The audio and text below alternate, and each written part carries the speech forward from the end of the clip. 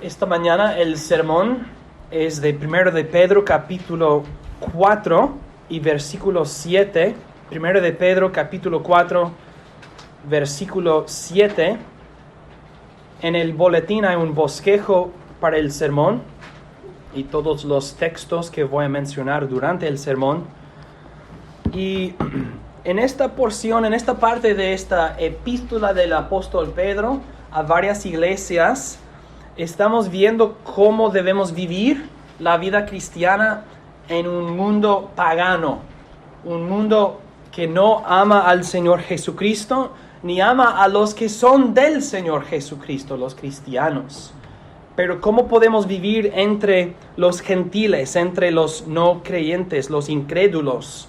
Pues el apóstol Pedro nos está ayudando, y hace 2 domingos vimos que Pedro dijo que para algunos será una sorpresa cuando nosotros no participamos en las pasiones de la carne. Ellos piensan, ¿por qué no emborracharse? ¿Por qué no comer todo lo que quieras? ¿Por qué no, por qué no meterse en toda forma de la inmoralidad? Esas cosas son placeres, ¿por qué no? Para ellos es una sorpresa. Y hemos dicho o hemos visto que el apóstol Pedro nos ha enseñado que el Señor nuestro Dios ha puesto límites sobre estas cosas. Por su santa ley, el Señor ha dicho, tú puedes andar a esta distancia, pero no más. Hay bordes, límites para nuestra conducta. Y el apóstol continúa esta enseñanza esta mañana en versículo 7. 1 de Pedro, capítulo 4, versículo 7. Dice la palabra de Dios: mas el fin de todas las cosas se acerca. Sed pues sobrios y velad en oración. Sed pues sobrios y velad en oración. El bosquejo del sermón tiene 3 puntos, como pueden ver en el boletín, que no sé cómo, pero no lo imprimí bien, está al revés, pero está bien. Número 1 será la inminencia de Cristo. La inminencia de Cristo. Punto 2, la temperancia del cristiano. Y número 3, la vigilancia del cristiano. En primer lugar, entonces, punto número 1 es la inminencia del Señor Jesucristo. El apóstol dice, mas el fin de todas las cosas se acerca. El fin de todas las cosas se acerca. No está lejos. No está lejos el fin de todas las cosas. Entonces el apóstol Pedro nos presenta con la inminencia de la segunda venida del Señor Jesucristo.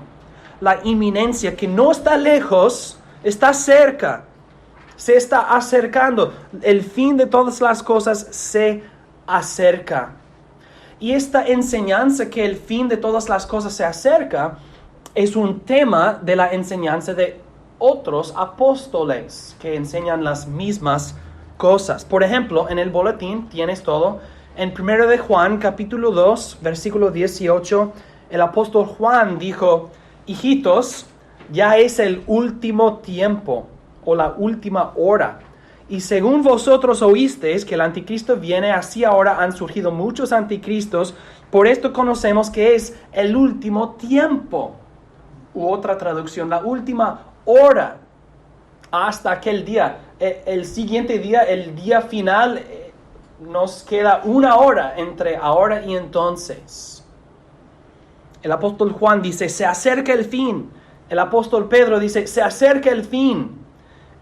El apóstol Santiago dijo en Santiago 5, versículo 8, tened también vosotros paciencia y afirmad vuestros corazones, porque la venida del Señor se acerca.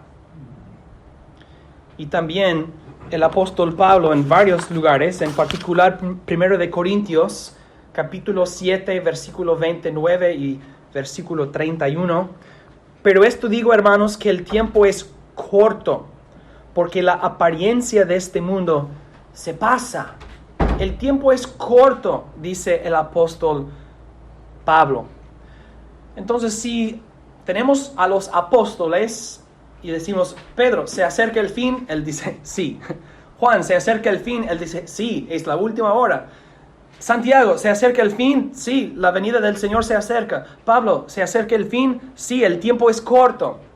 Los apóstoles nos enseñan la inminencia de la segunda venida del Señor Jesucristo.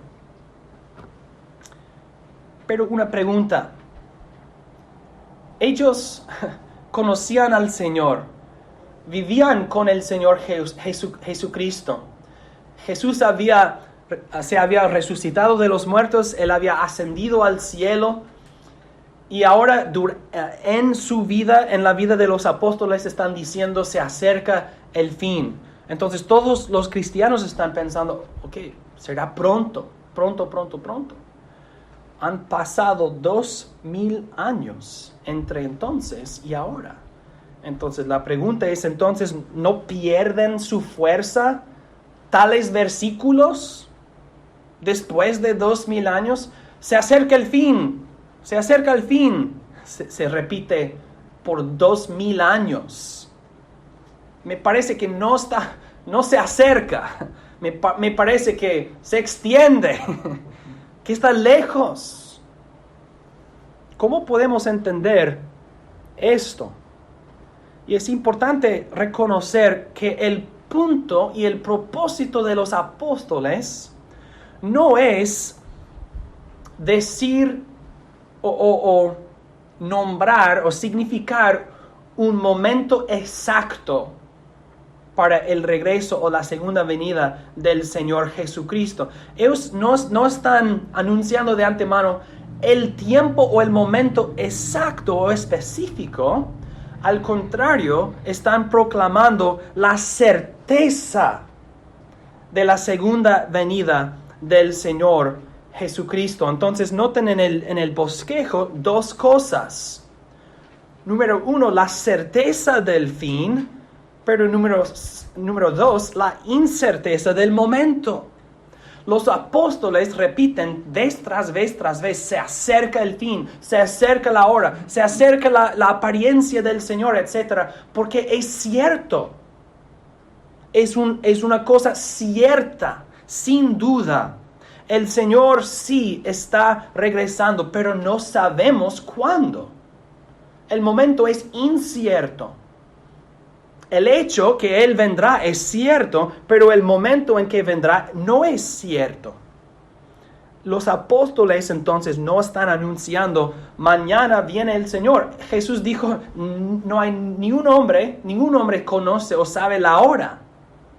Los apóstoles no sabían la hora o el día, pero ellos sí sabían que sin duda, sin lugar a duda, vendrá el Señor Jesucristo.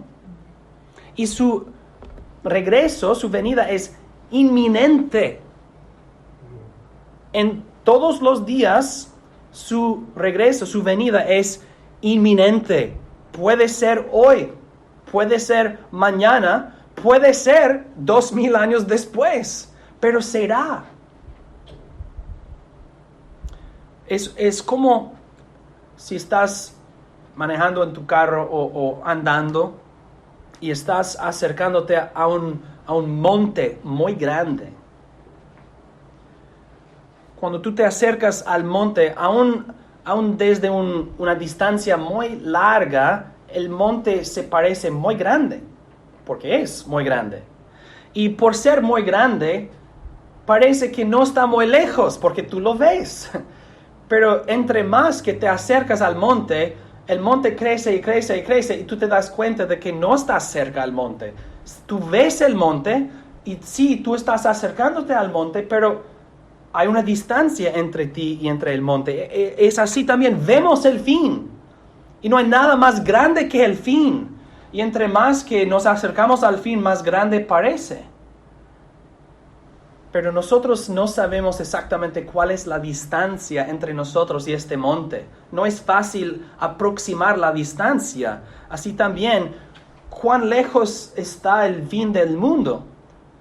nadie puede medir esta distancia, pero es inminente porque se acerca y porque no hay duda, allí está, lo veo. Así como veo el monte, así también veo el fin de todas las cosas. Y los apóstoles quieren que los cristianos vivan así, mirando el monte enfrente de todos nosotros, que es el fin.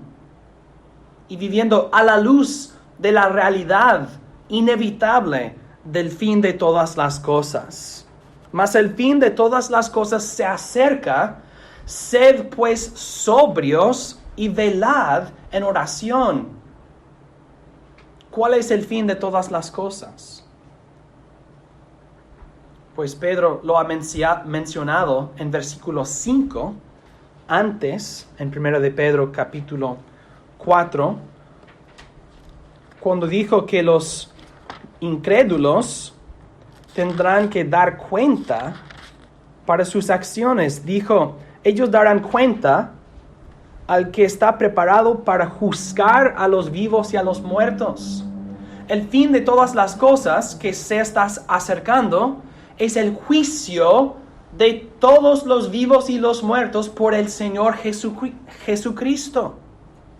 Este monte que crece y crece y crece, entre más que nos acerquemos a ello, es el juicio de la raza humana, el juicio de todos los hombres y los ángeles, quien tendrán que dar cuenta al Señor Jesucristo por lo que han hecho en la carne.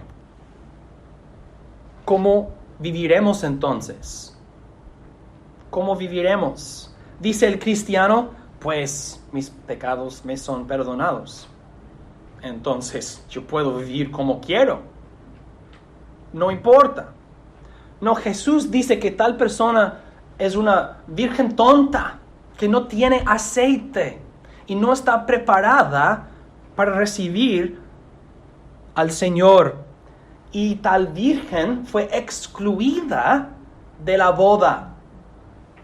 Los apóstoles, vez tras vez, anuncian a la iglesia que es necesario estar preparado para recibir al Señor Jesucristo en pureza y ser una esposa casta y lista para su esposo, porque no sabemos ni el día ni la hora. Entonces, a la luz de la inminencia de la segunda venida del Señor Jesucristo, debemos vivir en sobriedad, velando en oración todos los días. Porque el fin es cierto y por eso inminente, aunque el momento es incierto. Y los que viven en pecado sin arrepentirse, los que se meten en las pasiones de la carne sin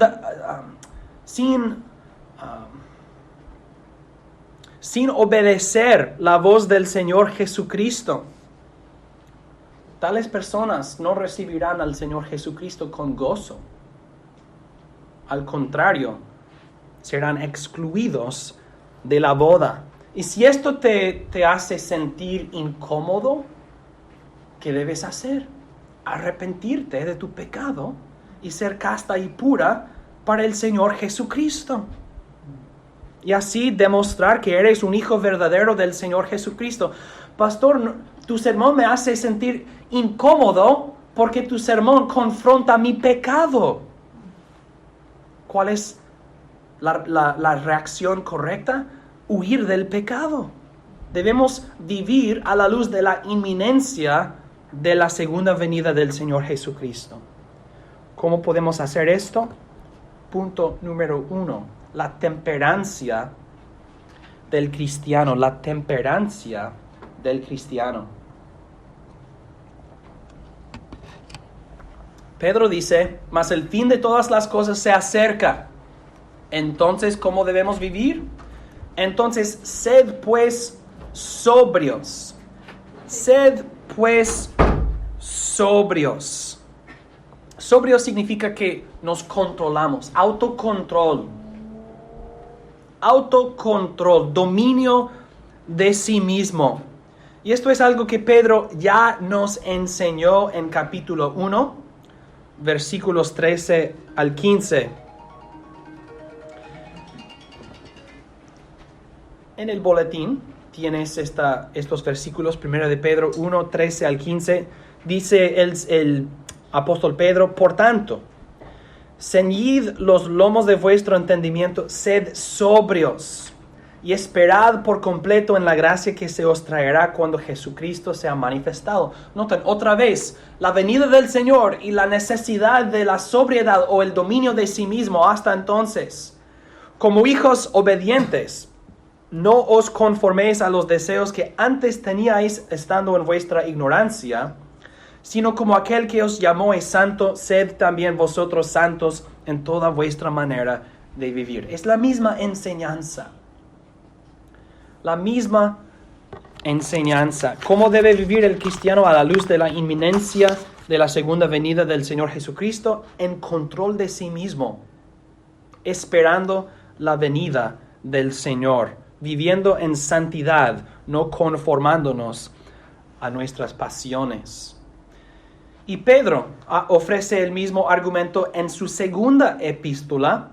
Pablo ofrece el mismo argumento en 1 de Tesalonicenses. Y ustedes pueden leer estos textos en otro momento. Son textos paralelos. Que nosotros debemos vivir con el monte en la mente, con el fin siempre ante los ojos.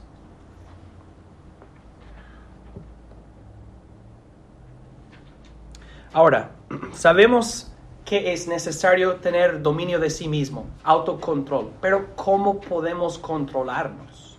¿Cómo podemos ejercer dominio de sí mismo? 2 puntos. Número 1, no confundas el control de tus circunstancias con el control de ti mismo.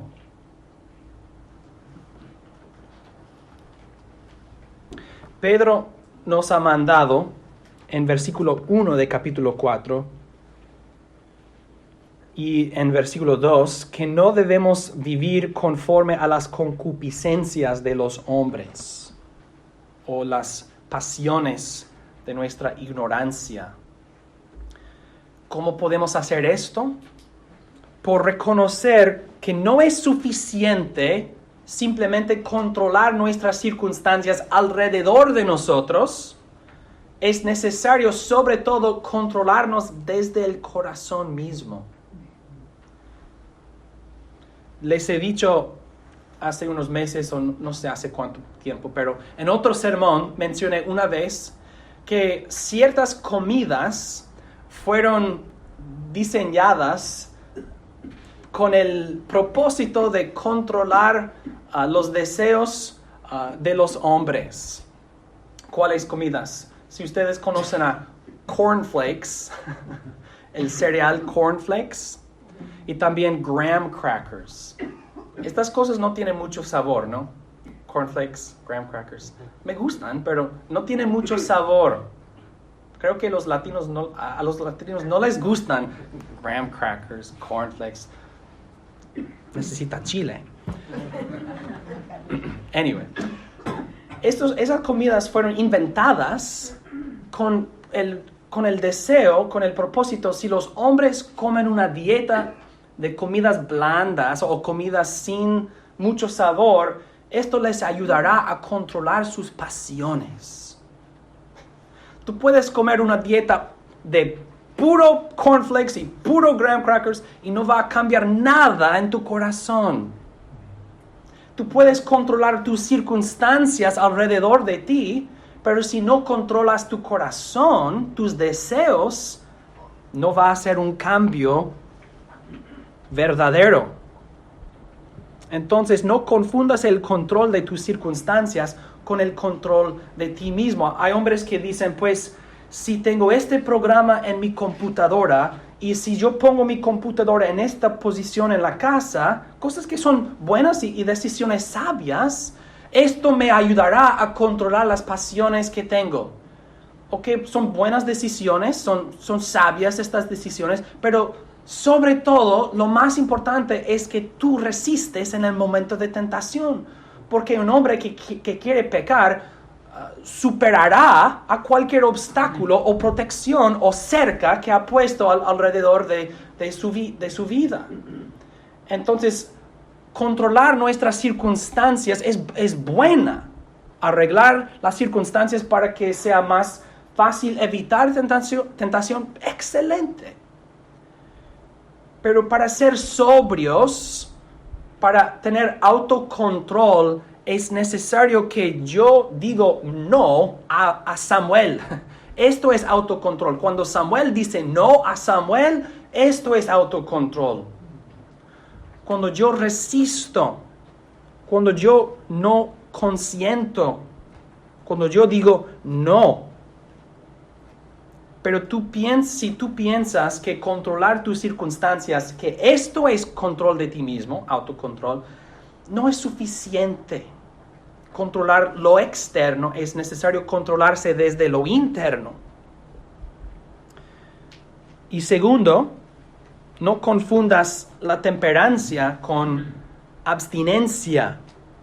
La palabra temperancia, la palabra misma implica un balance, algo en el medio, un medio entre dos extremos, entre los dos extremos del abuso y el desuso, ¿sí? Entre el abuso y el desuso hay un medio que es la temperancia. Entre la borrachería y entre ni tocar una gota de alcohol, hay un medio que es usar lo que Dios nos ha dado lícitamente. Entre glotonería y morir de hambre, hay un medio que es comer entre los límites que Dios nos ha dado. Entre la inmoralidad y ser un monja, hay un medio de casarnos y gozarnos de la vida de los esposos. Entonces, la abstinencia y la temperancia no son iguales. Si tú piensas que para controlarme, para tener autocontrol, dominio de sí mismo o de yo mismo, es necesario que yo me abstengo de todas las cosas, no, esto no es la temperancia, esto no es la sobriedad a la cual Pedro nos exhorta o nos llama.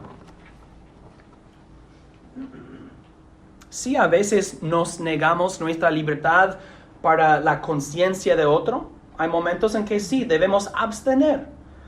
Hay personas que han caído en un pecado tanto que es necesario que por un tiempo sí se abstienen de algo. Hay momentos en que la abstinencia es sabia y a veces necesaria.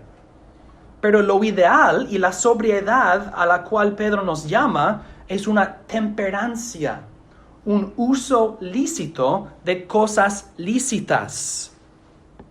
Entre el abuso y el desuso hay el uso. Un medio entre dos extremos. En Colosenses capítulo 2, Pedro nos ayuda a entender esto.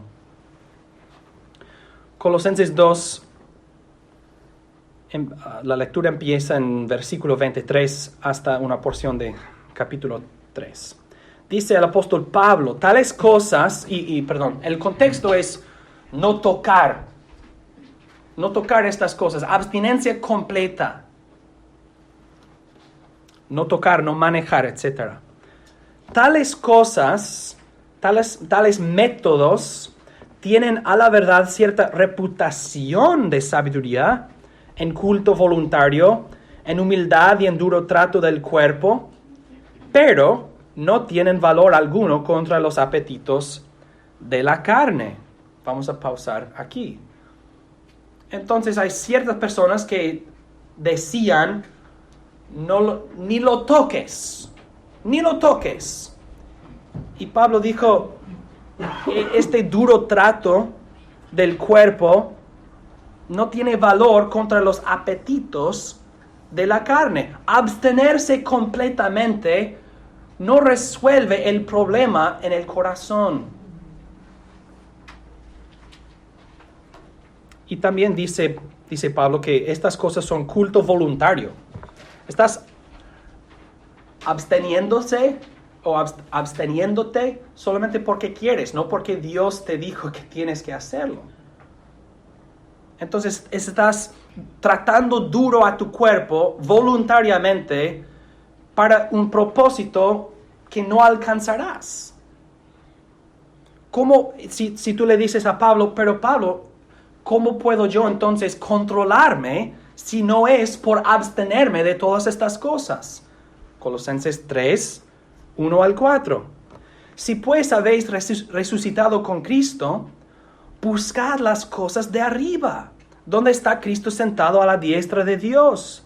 Poned la mira en las cosas de arriba, no en las de la tierra, porque habéis muerto y vuestra vida está escondida con Cristo en Dios. Cuando Cristo vuestra vida se manifieste, entonces vosotros también seréis manifestados con Él en gloria. Otra vez, un apóstol nos dice que debemos vivir a la luz del fin, de lo que Jesús ha hecho y lo que Jesús hará.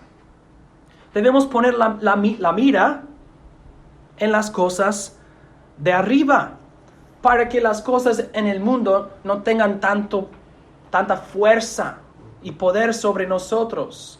Pablo no dice, no comas, nos dice, ama a las cosas de arriba más que las cosas de abajo. Y sabemos que Cristo se manifestará y seremos manifestados con Él en gloria. Vivan entonces como los que serán manifestados con Él en gloria, no abusando lo que Él te ha dado, ni desusando lo que Él te ha dado, sino usándolo con una perspectiva celestial. Mi vida está escondida con Cristo en Dios. No necesito entonces los placeres de la carne, las pasiones de la carne. No necesito estas cosas porque estoy satisfecho en Dios. Como cantamos, mi sumo y todo bien. Entonces el cristiano puede vivir en temperancia porque no necesita la comida o el sexo o el alcohol para enriquecer su vida. Dios es mi vida. Mi vida está escondida con Cristo y yo puedo comer a la gloria de Dios y en límites tomar a la gloria de Dios y estar casado y gozarnos de la vida matrimonial con mi esposa a la gloria de Dios. Todas estas cosas. Y esto es la verdadera temperancia y el verdadero autocontrol. No solamente arreglando mis circunstancias, ni absteniéndome de todas las cosas, sino usando cosas lícitamente. Esto es el dominio de sí mismo. Esto es el autocontrol al cual el apóstol Pedro nos llama. El fin de todas las cosas se acerca. Sed pues sobrios y velad en oración. Número 3, la vigilancia del cristiano. La vigilancia del cristiano.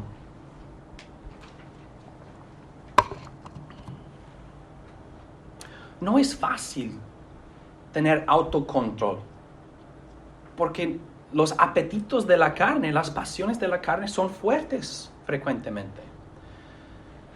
¿Qué debemos hacer entonces para perseverar en la sobriedad, en la temperancia, en el autocontrol? Debemos velar en oración, ser vigilantes. Es necesario ser vigilante, velar en oración. Pedro conecta la sobriedad con la oración. Los que están si estamos vigilando, estamos esperando algo. ¿Qué estamos esperando? ¿Por qué estamos velando en oración? ¿Por qué estamos vigilando? ¿Por qué la vigilancia más el fin de todas las cosas se acerca? Debemos entonces hacer dos cosas. Número 1, prepararnos para recibir al Señor Jesucristo. El fin de todas las cosas se acerca. ¿Qué significa? Jesucristo viene, debo prepararme para recibirle a Él. Vigilando hasta entonces. En temperancia hasta entonces. Jesús enseñó en una parábola que los siervos que están ocupándose en las cosas de su Señor serán bendecidos si el Señor viene y les encuentra ocupándose en las cosas de su Señor. Entonces, prepararme para recibir a Jesús significa vivir en temperancia, estar ocupado en las cosas de mi Señor. Los que son sobrios, controlándose a sí mismos, viviendo en santidad, toman esto en serio. Y se mantienen vigilantes y diligentes, preparados para rendir cuentas a sus señores, a su amo, quien les ha hecho mayordomos de sus propios bienes. Y no están ocupados en las pasiones de la carne, sino en la voluntad de Dios. Y los que son sobrios y están vigilando, no piensan, pues, han pasado 2000 años. Yo tengo tiempo para limpiar mi vida. Yo tengo tiempo para arreglar las cosas. Está bien. No, el cristiano no piensa así. Está vigilando. Mi amo puede regresar hoy. Mi amo puede regresar ahora mismo. No hay tiempo para arreglar las cosas y limpiar mi vida. Yo quiero estar preparado en todo momento para que mi amo venga y me dice, tú has hecho bien, siervo mío. Y hermanos, quizás nos suena fácil, sentados aquí, decir, sí, quiero estar preparado para recibir a mi Señor, a mi amo. Porque estás sentado en la iglesia oyendo un sermón. Pero cuando te vas de aquí, cuando sales de aquí, ¿cómo vives? Quizás necesitas arrepentirte a tu esposo o a tu amigo o a otros de tus pecados. Lo que se esconde se manifestará. Lo que se oculta será revelado.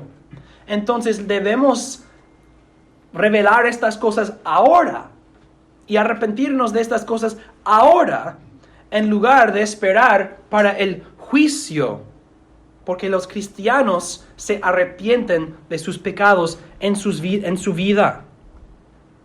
Y si otra vez un cristiano dice, pastor, este sermón me hace sentir incómodo, es porque estoy confrontando a tus pecados. ¿Y cuál es tu opción? ¿No arrepentirte? ¿O arrepentirte? ¿Y cuál cristiano dirá, pero no quiero arrepentirme? Yo quiero vivir en pecado oculto, en pecado escondido. No, por la voluntad de Dios debemos arrepentirnos y revelar ahora lo que será revelado. Pero si nos arrepentimos ahora, lo que será revelado en el futuro será este siervo mío pecó, pero se arrepintió de su pecado. Las amenazas de las Escrituras son para nosotros, para que escuchemos, prestemos atención y aprendamos y obedezcamos. Los cabríos de Satanás escuchan a las amenazas y piensan, no me aplica, no me importa. Pero las ovejas tiemblan y dicen, no, voy a rendir cuenta a mi amo ahora, voy a arrepentirme ahora. Porque quiero estar preparado para recibir a mi Señor Jesucristo, a mi amo. Los que oyen de la inminencia de la venida del Señor Jesucristo perseveran en vigilancia para mostrar, yo soy una oveja, yo soy un hijo de Dios, yo soy un cristiano, yo soy una virgen casta y pura y sabia para mi Señor Jesucristo. Debemos prepararnos para recibir al Señor Jesucristo. ¿Cómo podemos hacer esto? Segundo, por orar hasta que recibamos al Señor Jesucristo. Dice el apóstol Pedro, velad en oración. ¿Cómo puedo vivir en temperancia hasta el fin? Pedro nos dice que es necesario vigilar o velar en oración. Los que son sobrios están despiertos. Estamos despiertos, enfocados.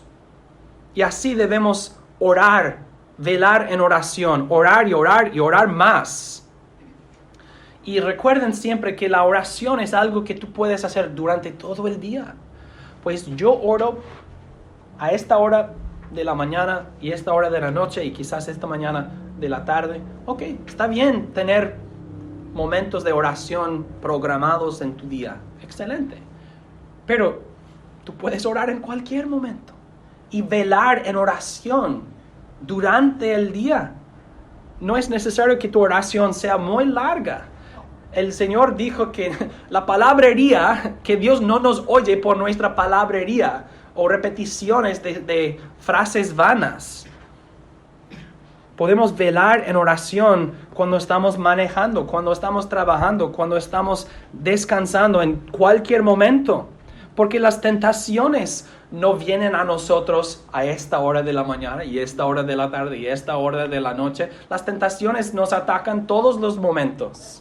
Y debemos velar en oración entonces para estar preparados para resistir en todo momento. Debemos orar que seamos humildes. Debemos orar para que no seamos los que presuman. Debemos orar para que Dios nos ayude a mantenernos sensibles a nuestro pecado. Y no tener un corazón duro o una conciencia que ya no siente nada. Debemos orar para que odiemos al pecado. Debemos orar para que amemos más al Señor Jesucristo. Y debemos velar en esta oración hasta que el Señor venga. Hermanos, ¿puede el poder de Dios sustentarnos, sostenernos hasta entonces? Si estamos velando en oración es porque estamos apelando al poder divino. ¿Es esto suficiente para preservarnos y ayudarnos a llegar y alcanzar la pureza y la sobriedad hasta la venida del Señor Jesús? Claro que sí. El apóstol Pedro dijo en capítulo 1, versículo 5, sois guardados por el poder de Dios mediante la fe, para alcanzar la salvación que está preparada para ser manifestada en el tiempo postrero. Estamos velando en oración porque confiamos en el poder divino, porque confiamos en Dios y Él puede guardarnos y Él nos guardará. Entonces, el que está vigilando, velando en oración es porque tal persona confía en el Señor, tal persona confía en Dios y la omnipotencia de su Dios, que es más que suficiente. Si nuestras necesidades son así, el poder de Dios no es así. El poder de Dios es infinito. Nuestras necesidades son limitadas y finitas. El poder de Dios es ilimitado e infinito. Velad en oración, hermanos, para mantenernos en sobriedad o la temperancia, porque se acerca el fin de todas las cosas. Y no confiamos en nosotros mismos. Confiamos en el poder de Dios y en el Señor Jesucristo. En conclusión, Pedro nos ha enseñado la inminencia de la segunda venida del Señor Jesucristo, la temperancia o el autocontrol del cristiano, y también la vigilancia, que estamos preparándonos para recibir a Jesús y orando, velando en oración hasta que recibamos al Señor Jesucristo. Y todo cristiano debe decir, su refrán debe ser igual al apóstol Juan. Amén. Sí, ven, Señor Jesús. No debemos decir, no, not yet. Todavía no, Señor. Estoy arreglando, estoy preparándome, No, todo cristiano debe poder decir ahora, sí, ven, Señor Jesús. Entonces, hermano, arrepiéntanse de tus pecados, confíen en el Señor Jesucristo, velad en oración hasta que venga. Oremos.